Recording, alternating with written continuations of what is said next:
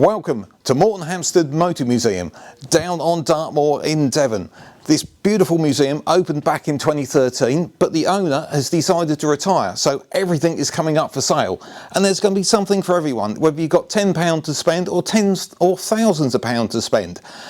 But a lot of this stuff is outside my normal knowledge base, so I needed an expert. And what better than Richard Bromell, the auctioneer, who is going to be selling all these lots. Richard, welcome. Well, what a fantastic opportunity this is going to be. In 40 years of being involved in auctioning, only a couple of times have I seen such a fantastic collection. And as you said, there really is something for absolutely everyone. Even if you just come down and have a cup of coffee and a bacon roll, you're going to have a great day out. We've got motoring items for the past 110 years. As you say, 10 quid up to 50, 60, 70,000 pounds. Cars, bikes, there's even a bus. Automobilia, you name it. If it's involved in vehicles, it's here. Please do keep watching, because we're going to take you on a whistle-stop tour, because there are so many items here we can't go in depth, but keep watching and we'll show you what's coming up for sale. We're here early on in the sort of organisation of this auction, which means the cars are a little bit all over the place, but we're going to work around it. And already introduced to you Richard, who is the auctioneer. Give us some highlights, Richard, of where the numbers are going to sit at with this auction. Overall, the value, it's still a little bit earlier because we're still looking and finding receipts and bits and pieces, but I think you're probably looking somewhere between 600,000. You know, if I do my job well, which I can do, you know, we could be topping the £1 million sale total. Oh, wow, okay. Yeah, I mean, this is a major collection of classic and vintage cars, classic and vintage motorcycles, automobilia, anything to do with vehicles, it's going to be here in one shape or format. Now, what is amazing is that Frank has been buying from Charterhouse since about 2007, 2008. So lots of old friends here. You know, I've sat in the cars, I've driven the cars. They are proper old friends. But only last year, Frank was still buying. Yeah, proper collector. Just keep on. I see it, I like it, I'm going to have it. And it's quite an eclectic mix we've got. And what we're going to do is look through it roughly in sections. Unfortunately, because there is so many cars and bikes here, we can't go into detail on every one. But what we'll do, as soon as the auction catalogue is up and running, we'll add it below in the description so you can be able to take a look. But probably on launch of this video, that won't be available. But what we're going to do, we're going to start here with a mini collection of minis, really, and we've got like a nice range of examples. Well, who doesn't love a mini? Clearly Frank loves a mini. We've got the Shorty over there, which is quite an interesting thing to drive, I understand, when you go over speed bumps. We've got the little Wolsey here. Frank, his passion is Wolseys. We've got the classic Cooper here. He did have a very early Mark 1 Mini 1960, but again that one has been retained. But he is selling about 98.9% of everything that he owns. And of course, if you want the modern incarnation of the Mini, we've got a Metro available as well. We have a Metro, and again, that is an old friend. That one, we're based in Sherborne in Dorset, and that one came from Vincent's in Yeovil, which is 5 miles down the road, and no surprise, yes, he bought that at one of our previous Charterhouse auctions. And what I've just noticed now is got odd hubcaps, which I've never noticed before. So, but that's just that's a 1.1 S for super or slow, not really certain. Possibly the latter. but a great piece of history, and Minis went through a period of neglect. The Metro's gone through a period of neglect. It's a lovely low mileage motor.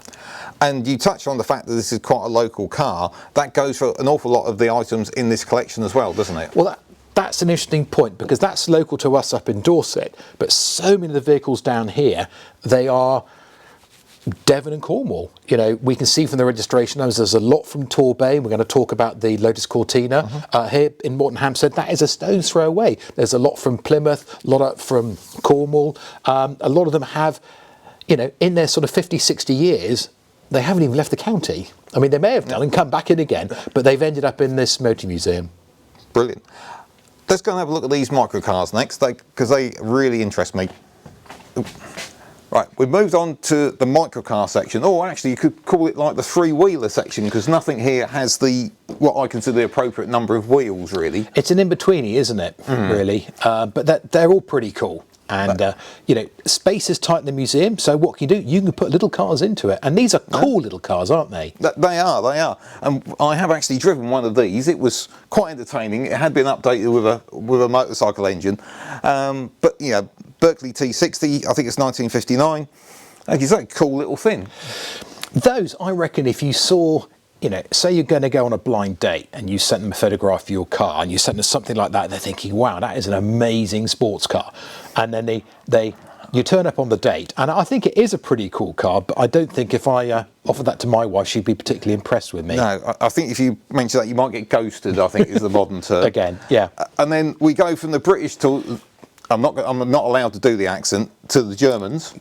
Yeah, and great cars they are too as well. Yeah. And, you know, what a cool thing. Now, I'm not certain I'd actually get in this one particularly well, but again, Messerschmitt, the K200, hugely popular today. I always find it fascinating that we think about the American market. These are hugely popular in America. And of course, left-hand drive, right-hand drive, no. It's like a McLaren. You kind of sit in the middle, don't you? Yeah, but unlike a McLaren, it sort of has handlebars, sort of.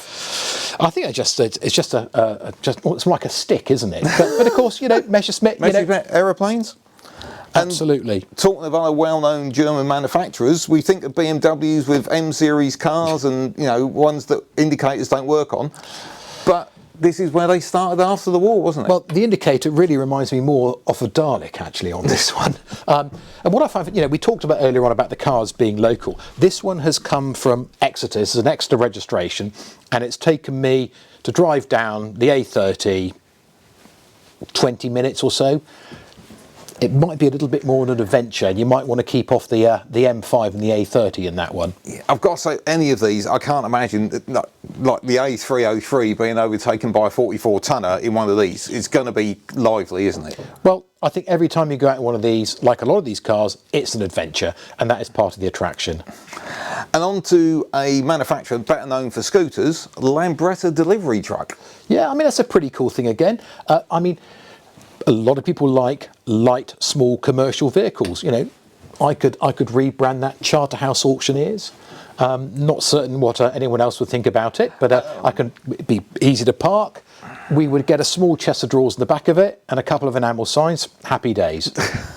And then what I consider the king of the microcars, is it a microcar? Bond bug? Do you know, I think yes, but it's a Bond bug, isn't it? And those of us a certain age kind of grew up and thinking, what an amazing thing. You know, wedge shape, orange. Orange is a great colour. You know, I like the colour orange. Yeah, just a really cool thing. And of course, the designer of those, Tom Carron, also responsible for that other great 70s icon, the Brady Chopper. Well, I've never had one of those, but I always thought they were called the Castrator.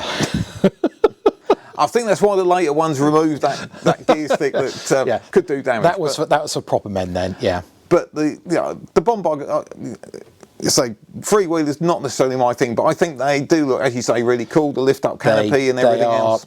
Yeah, I mean, you're going to get wet when it's raining trying to get in there, aren't you? But they're just cool things, and why wouldn't you? I think is the answer. Again, I don't think I'd ever want to drive one, but I wouldn't mind actually owning one.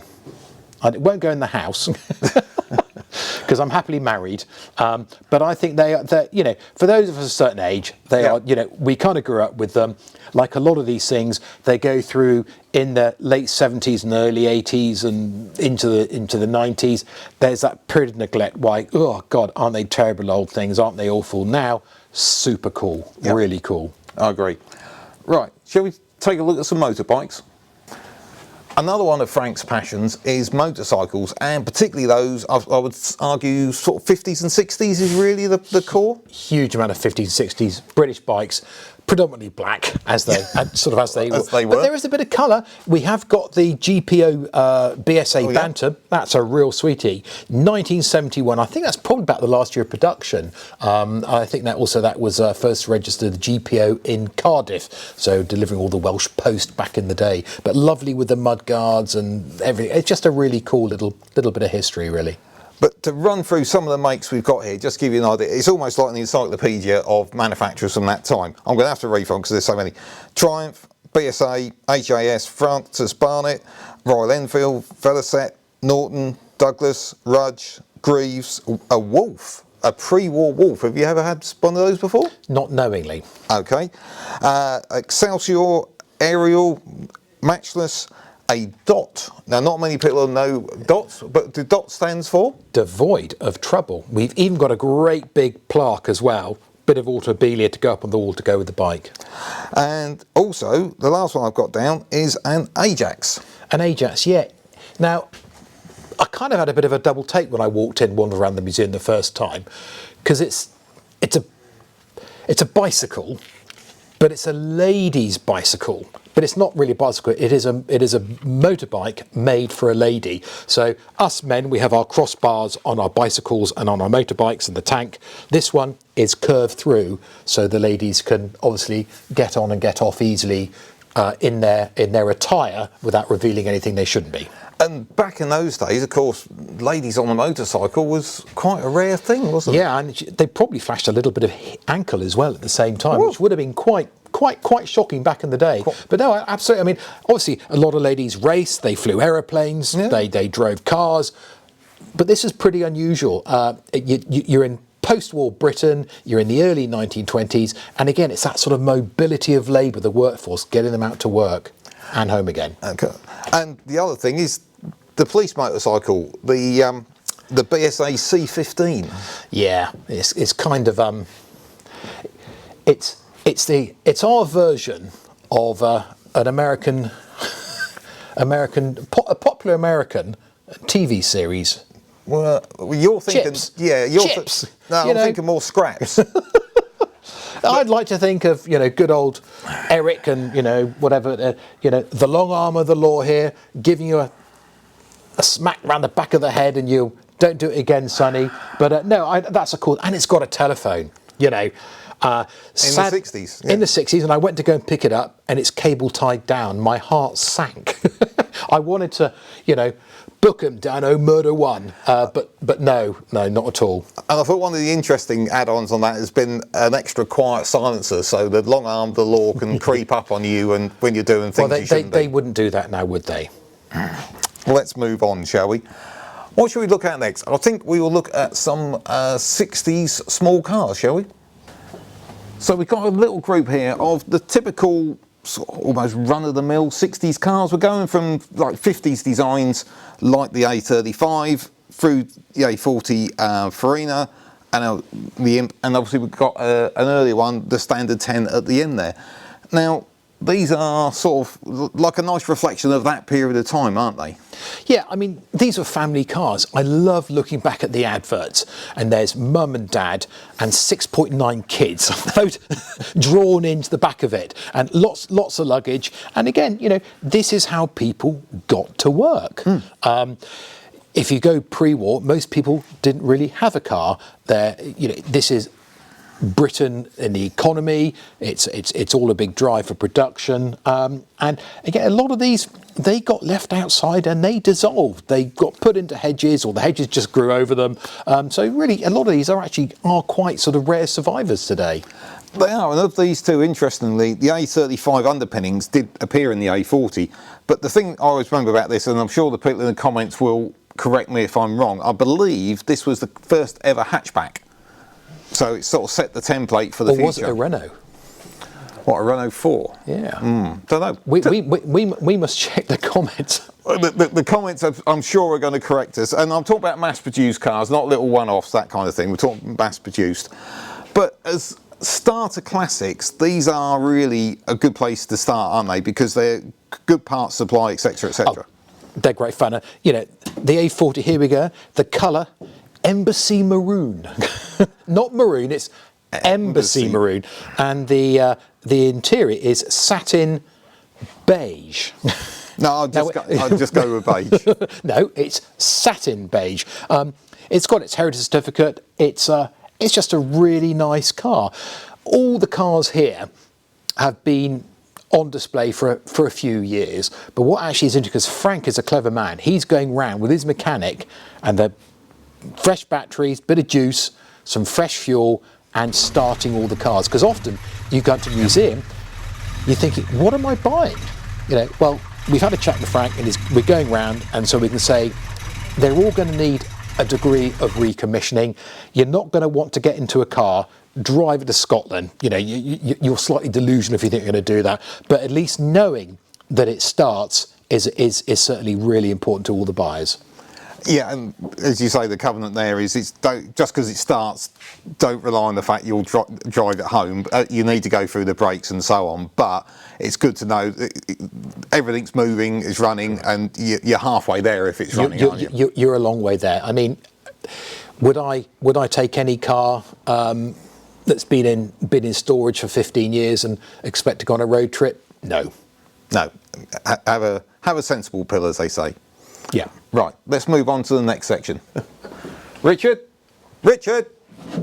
Sorry about that. That's all right, no worries. I was just calling for assistance. And of course, back in the day, you had the two rival groups, didn't you? You had the Royal Automobile Club and the Automobile Association. Absolutely. And of course, you knew what happened if you went along and they didn't salute you?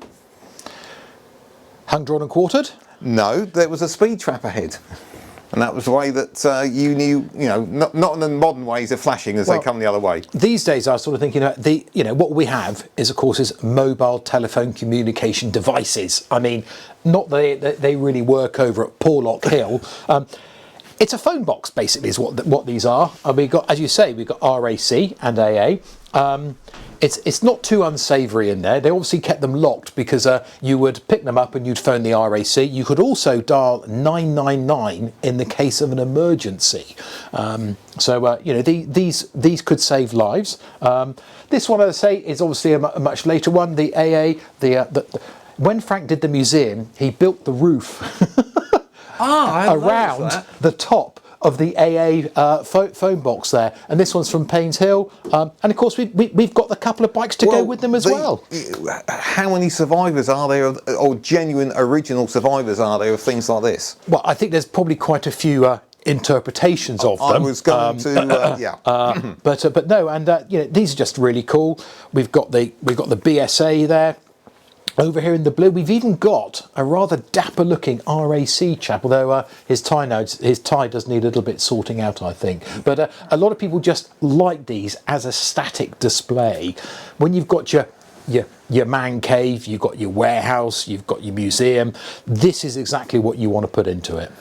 And these are obviously quite quirky. The other quirky things we've got going on are that Suntour camper downstairs, which I think is really fantastic. The Austin, yeah. With the pop-up roof. What a pop-up roof. And what I find fascinating is this is my 4th decade as working in auctioneering now, and I've learnt that they were made in Torrington, which is very close to where just down the road, down the road, which is where my family come from. I actually remember it as being Little Torrington as being a leper colony hundreds of years ago. I had nothing to do with my family, I hasten to add. But they bought them, and a chap has been into the museum who reckons he drove that back in the late 60s or early 70s when they're doing the conversions, because they buy a load of the Austins and they'd be delivered down, and he's one of the driver guys, so he came in and he had a look. So museums are full of memories, and it's quite a cool thing. And the other oddity, because it didn't really fit in any other category, is that Talbot Samba convertible. Well, when did you last see a Talbot Samba? I've got a slight confession about the Talbot Samba, because when I was 17 my sister had a car, and obviously at 17 I was going to borrow it. Anyhow, I was out on it, 5 minutes later, waving to some friends, crashed the car coming the other way. Little bit embarrassing. And after that, she replaced her little Fiat 75 horsepower with a brown Samba. This one, what's the colour of this one? I can't imagine what Lilac? lilac. Well, I'm trying to think what a manufacturer would call it. It would be interesting one for you guys at home. What colour is that Talbot Samba? Because it's quite striking. Well, we've got Embassy Maroon, haven't we, on the Austin A40. This one, let's just call it Lilac. It is, but what a fun little thing. And again, It's a convertible. When did you last see one? The roof comes down, the price goes up. I'm sure that had that been a DSB Samba 3-door in poverty spec, then it probably wouldn't have been a museum, but it is certainly a conversation piece and it's got us going. Very much so. And what we're going to look at next, because we're going to swing round, is part of the Automobilia collection that's going to be part of this auction. Now, if you haven't got the budget for a car or a motorcycle, you can have yourself a little bit of Automobilia, and there is loads to choose from, isn't there? Thousands of items, hundreds of lots. A lot of it is very, very modest, and a lot of stuff which we kind of grew up with, like, these are oil cans, and guess what's in them?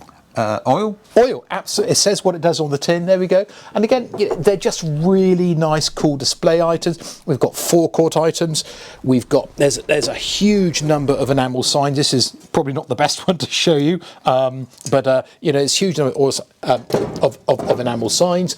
Lots of jugs here. We've got if you're partial to a cup of tea, we've got one of the Sadler's racing car teapots.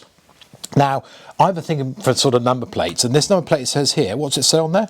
OKT for 2. OKT for 2. Well, let's have a cup of tea for 2, shall we? So it just sort of trying to show the diversity that Frank has. Behind us, we've got a Krypton tuner. In the room behind us again, we've got mascots, we've got Lodge spark plugs, we've got pedal cars.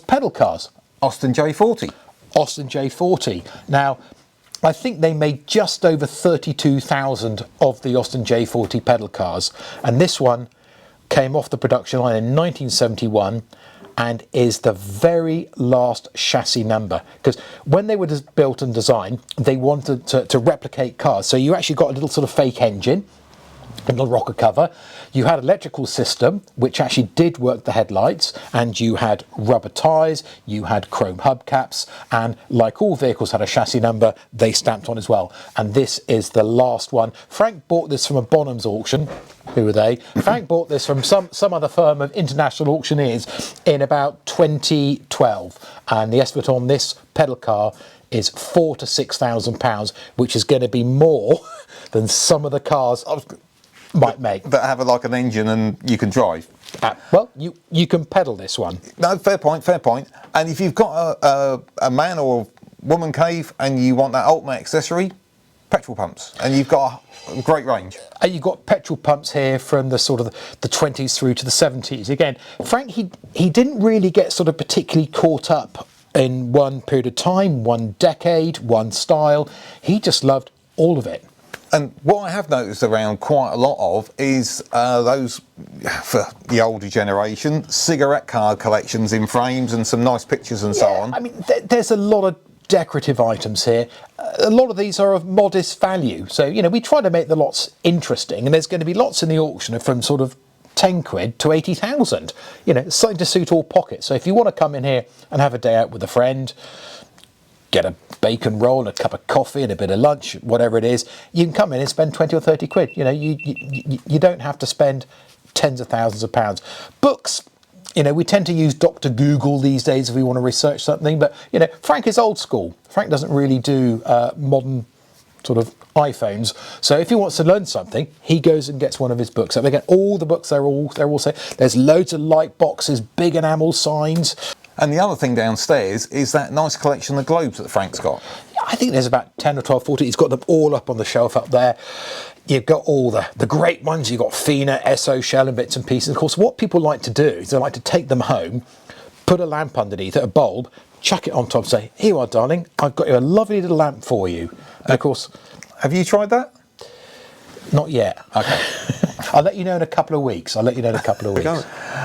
Well, I'm very excited to say that Frank, who owns the museum, has take a little time out from getting some of the cars started to have a little chat with us to tell us how the museum came together and his thoughts on some of the cars. So thank you so much, Frank, for taking the time out. I know you've been really busy in the background. Yeah, well, we've got a lot to do before the auction date, and we want to get as many of them started up and at least running as we can before that date. So that's our aim, yeah. I think it'll be really good for the people at home. They'd be really interested to know how it all sort of came together, because your original career, you were a teacher, weren't you? Yes, I was. That spent 30 odd years of my professional time as a teacher in special needs education. But unfortunately, I've had the lifelong affliction of having a great interest in classic cars, and over the years I've had many of my students have a laugh at me when I've arrived in an old J4 camper van or something of that ilk. So yes, it's been a long time coming, I suppose, to the point of where I retired and then decided to do this as a retirement project. And now, unfortunately, due to advancing miles on the clock, I have to decide to retire again. So going down the chicken and egg route, was it like a hobby that grew out of control and became a museum, or was having a museum always your plan? I think it's to do with partly being a workaholic, and when I finished, as it were, retired in terms of educational work, I would have had to have something else to do, and I think with the lifelong affliction that I'd had with these vehicles, this sort of meshed together quite well. And what was it you were trying to put together here? Because you've got quite an eclectic mix of cars. You've used the word straight out of my mouth. There's a mix insofar as I wanted most people who came through the doors to be able to relate to one thing or another. So you've got the ones that are the real petrol heads, back to the ones who are just coming because of family memories, the sort of social aspects of it, going back in their own past or whatever.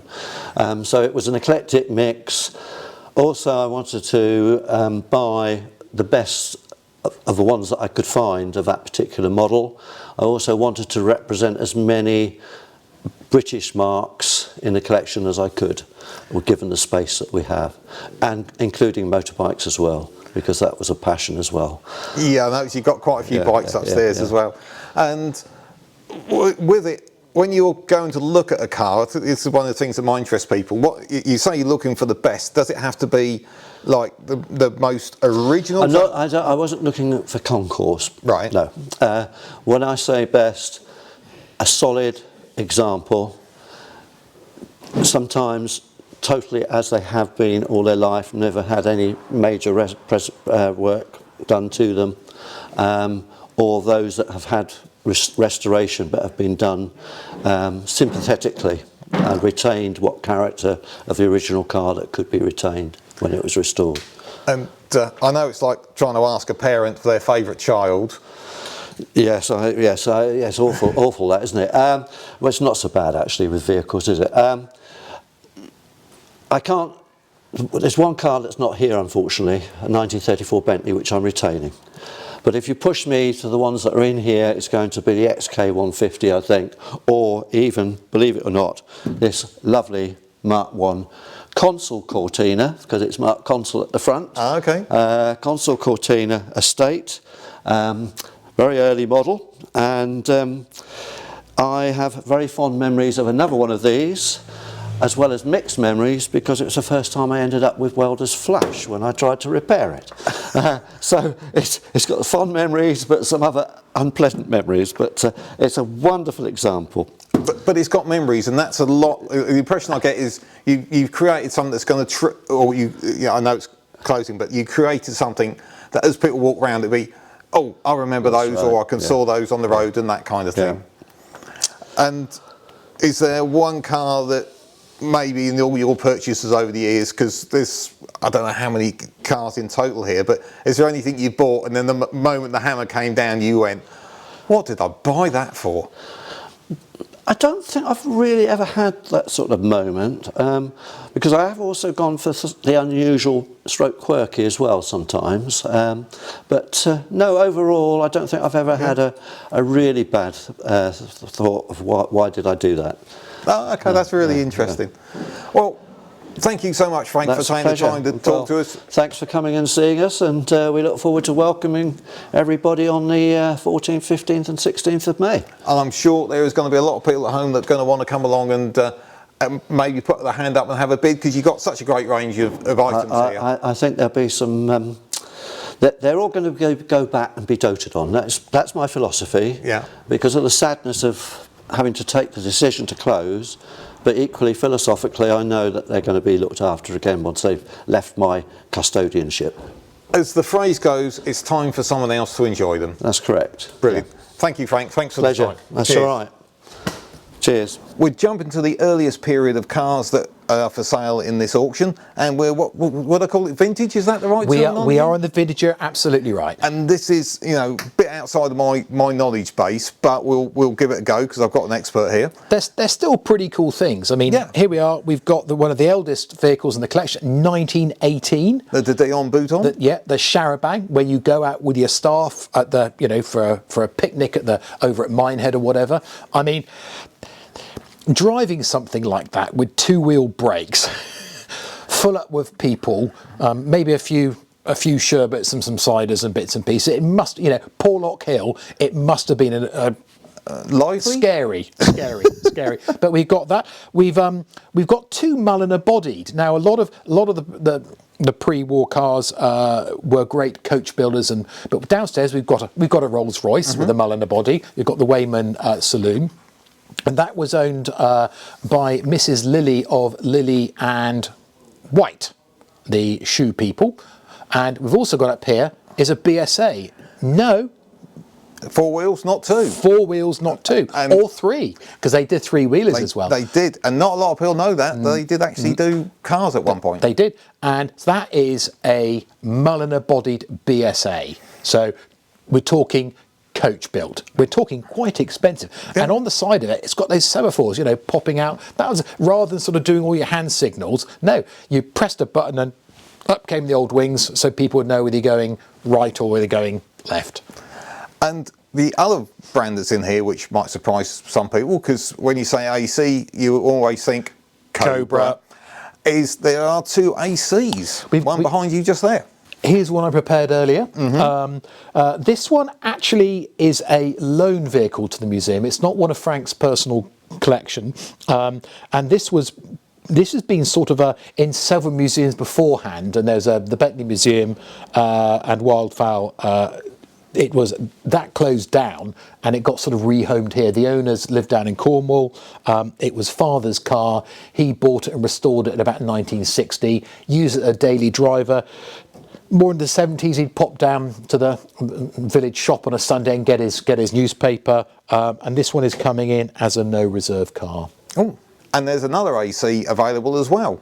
Yeah, this one is Frank's. He bought this one about 15 years ago. And what is nice about it, it's aluminium bodied and it's naked. Ooh. No paint on it at all, so that's really, really quite a cool thing. It's almost kind of what the DeLorean did later on with his stainless steel cars, isn't it? Of course, yes. Brushed stainless steel saves the paintwork. Yeah. And the one that we're surrounding here, a Riley. Yeah, another Riley good lot, as we like to say, in the West Country here.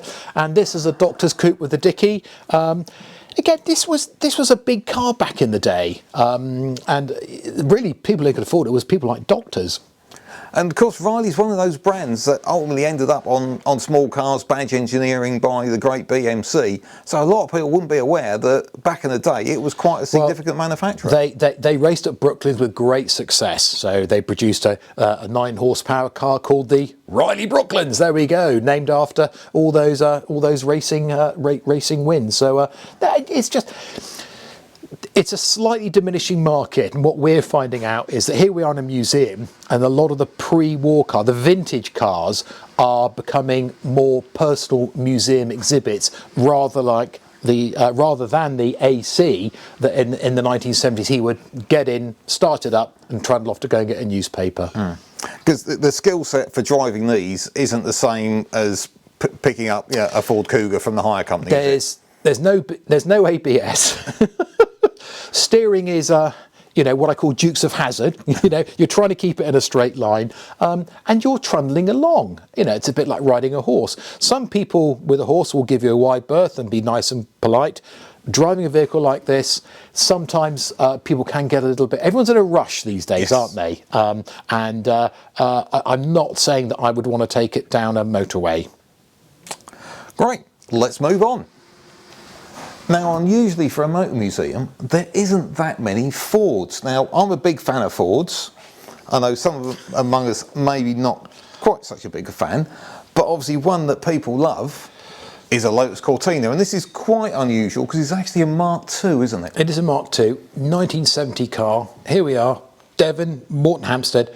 This was first registered in Exmouth. So it stayed within the county. I'm sure it's been to Somerset or Dorset once or twice in its lifetime, but you know, this is a proper Devon car. Mark II, Lotus twin cam, green stripe. What else do you want me to say? You know, well, it's a proper car. It's not a homage. It's not a tribute. This is an original car. And this is the original Fast Forward. Correct. Absolutely. And this one had some restoration work quite a few years ago, but it looks really good condition. And this has got to be one of the high points of the auction. Still certainly showing very well. 2 doors is what people want. Of course, we've got the smaller sibling here, haven't we? And here we are. This is for, you've got to save a few pounds for this one. I'm not saying this is going to be cheap, because this is actually a really super car, because this is also 1970. And the Escort, it's a 4-door 1300 Super. There we go. And what did Super get you? Probably a wing mirror. But again, this is an interesting car. This is an Essex car originally, which is not unusual. The first owner kept it for 32 years, and during that 32-year lifetime, he's one of those people who kept a meticulous log and journal of every single trip he made, the mileage, the fuel consumption, and the cost of the fuel. That is going a long way to being quite detailed, isn't it? There was no Sky TV in those days. There wasn't much else to do, but he did love his Escort. But an early Mark I 4-door Escort, they're not that common, are they, really? No, because a lot of these were thrown away, trashed. Obviously, 2 doors, people went rallying in them. But you know, here we go. It's a lovely condition. It could benefit from a little bit more work if that's what you wanted to do, or just actually keep it as it is. We know the carpets are being replaced. I think it's had a bit of interior trim work done as well, but it is just a really nice standard stock. It doesn't even have the furry dice in it. I thought they were factory fitted back in those days. And something slightly different, which is just over there, same sort of period, Ford Cortina, Mark I, estate. And you know, there aren't many Mark I saloon survivors. Super rare survivor. Again, a lot of these were very prone to the old tin worm, weren't they? I don't think I'd want to go out and find a boot for that car. But again, lovely original condition. That one's a 1500 Deluxe. And again... What did Deluxe get you? 2 wing mirrors. Okay. You know, just a really great family car back in the day. You'd have Petula Clark singing on the radio. You'd be going out for a Sunday drive down to the seaside. It just evokes happy days and memories. And as a practical classic, as the phrase is quite often used, what a great car if you just want to get into classic cars. Still, you know, it's straightforward to drive, big boot. It's a load lugger. It's beautifully displayed here. In the back seat, we have a picnic set, you know, which is what you want to sort of see. And it's also got a fold-up bike in the boot, you know. So it just brings back sort of, certainly for me, being of a certain age, it brings back sort of happy memories of the late 60s and early 70s. As they say, what's not to like? Everyday classics is a term that's bandied around quite a lot, and we've got quite a nice range of these, covering sort of the 50s and 60s really, aren't they? And probably the star is this PA Cresta here, because as the saying goes, find me another like this. Well, what is absolutely amazing, in 1962, so even older than me, completely original, just a fraction over 27,000 miles from new. And This is a very special car, completely original leather interior, original paint, never been welded, ex-Patrick collection, great provenance. But the other thing is, or the big thing you mentioned in there, never been welded. And those words and PA Cresta, I've never heard in the same sentence, and I don't think you probably have either, have you? We've had a few in recently, and there certainly seems to be a lot more demand for them than there was 15 years ago. It is just, if you want to know what one should look like, you're going to be looking at something like this, because it's not been messed about with, it's not been tinkered with, it's just a wonderfully original car. And just running around the everyday classics, I keep referring to them, we've got one that's always popular, Rover P6, and again, another good starter classic, maybe for the ones that are a bit bigger. I always loved the P6s. My grandfather had one. We talk about nostalgia all the time. My grandfather bought one in 1973 when there's a fuel crisis on. I suspect he got a pretty good deal on it. This one's a 2000. Just really great looking cars. I love these sort of the four seats. I love the sort of sculpted seats in the back. And it certainly for me brings back happy memories. We've got here little baby Austin, another super low mileage car, lovely low ownership. That's one we sold to Frank a number of years ago. And interesting actually, because we've got the Cresta here, we've got the Wyvern here. And what's interesting is completely original and completely restored. Very pretty sort of gunmetal silver paint work, and this has been enjoyed at the shows and bits and pieces, but this has sort of undergone a nut and bolt restoration. So you sort of take your pick really, isn't it? Whether you want, as you say, totally original or one that's been through top to tail.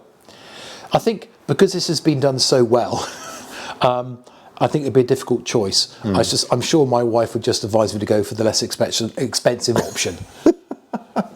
And then moving down the line, we've got what I think is a car you don't see that often, is the Austin Westminster, because I think that back in the day the Bagger Boys were quite big fans of those, weren't they? They were, and that was your kind of your bank manager's car, wasn't it? It wasn't in a huge branch, but again they were very respectable sort of middle class cars.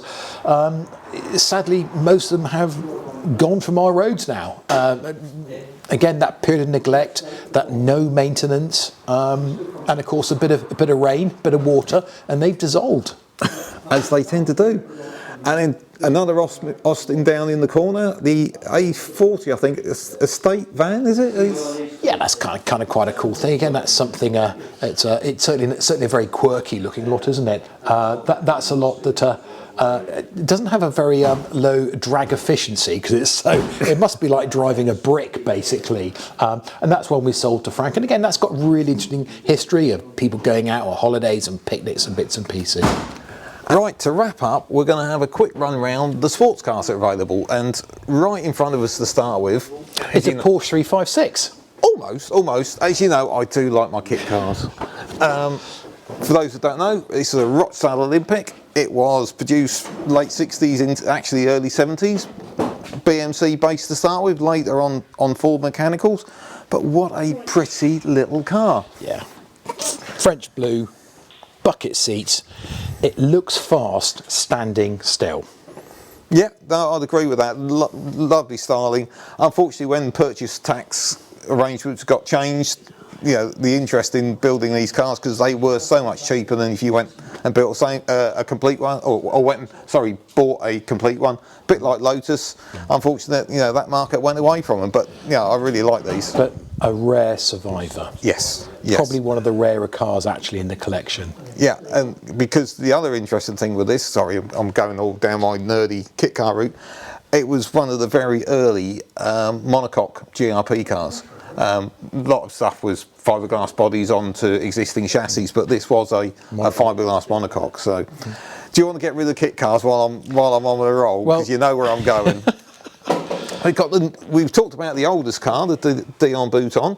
The newest car, the Tiger GTA, which is actually, I'm not sure the underneath, but certainly the bodywork is a silver design from many years ago. old kit cars never die because the moulds still exist. But Tiger, really good company, been around for a long time. Jim up there really knows what he's doing, and if you want something modern and that's different from what's out there, yeah, I'd go for that. In green as well. In British Racing Green, what's better? And talking of racing, what can I keep going on? I'm on a roll. I don't think I'm going to stop you, am I? No.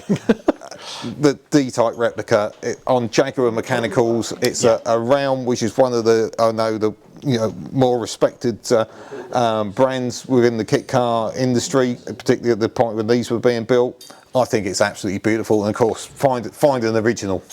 Well, that is a 7-figure car, isn't it? Yes. Yeah. And this one can be yours for a nice 5-figure. Yes, yeah, really nice car, and looks very well executed. As you know, I've been sort of looking at it quite closely. So no, it is a proper replica. Yeah. On the right mechanicals, it's really nice. And to run around the sports car, I'll let you sort of jump in. Jaguar XK 150, really nice car. I do like the 150. It's that final incarnation of the 120, the 140, one-piece wraparound windscreen, British Racing Green, wire wheels. It's a nice car. Again, the one we sold Frank many years ago. I do like that. Although it's a saloon, I'm going to call it a sports car because it's actually parked right next door to a 3.8 Jag Mark II, the ultimate getaway car. Sunbeam Alpine over there, kind of quite like that. Not a Tiger. It's actually parked next to the Tiger. When you sort of said, "Oh, there's a Tiger," I'm thinking, no, it is. Not that Tiger, the other Tiger. Not that Tiger, the other Tiger. Again, a lot of those were very susceptible to the old tin worm, but that's just a really nice example. Summer's coming. Time to get them recommissioned and get them out on the road again. And behind that, of course, the TR2, which you told me is quite an interesting car. It's an early one. It's what they call the long door. It's painted in black. Nice early one. Again, still a lot of interest in those. A lot of people go rallying in them. Now, I'm not talking, down a forest at night with headlights all blazing, but, time trials and bits and pieces like that. The jog and things like that, endurance, then that's a really good strong car for that. And now is your chance to give that plug, as you've been very kind at allowing this exclusive preview around the auction. Do you want to tell the guys at home? Right, okay. Well, we've got a day's viewing, which is on Wednesday the 14th of May. You don't have to have a catalogue, you can just come in here. If you're local, come in and see us. If you're travelling, you can come straight down the M5. It's really quite easy to get to. Moretonhampstead, a great little village, towns, pubs, bits and pieces. So viewing, no problem. You don't have to have a catalogue. You can download one free of charge off the internet. For the auction days, on Thursday the 15th of May, we start off with all the Automobilia enamel signs, petrol iron, bits and pieces like that. And then in the afternoon, we have the motorcycles. And then on Friday the 16th of May, we have all the classic and vintage cars. And those are coming up. And again, so entry by catalogue on the Thursday and the 5th and the 15th and Friday the 16th of May. But on the viewing day, come in. Or if you're just sitting at home watching this, you can actually watch us as well. Just go to our charterhouse-auction.com website and watch live. Brilliant. Thank you so much, Richard, for allowing us to have this little tour around. I really hope you've enjoyed that at home, guys. And if you have, please click that like button. And even better, if you could give us a subscribe. And we'll be along soon with details of another auction. There's such a temptation with the key in the lock. Yeah, I can open it from inside. Right, let's move on to the next section. Because I haven't decided what it is yet.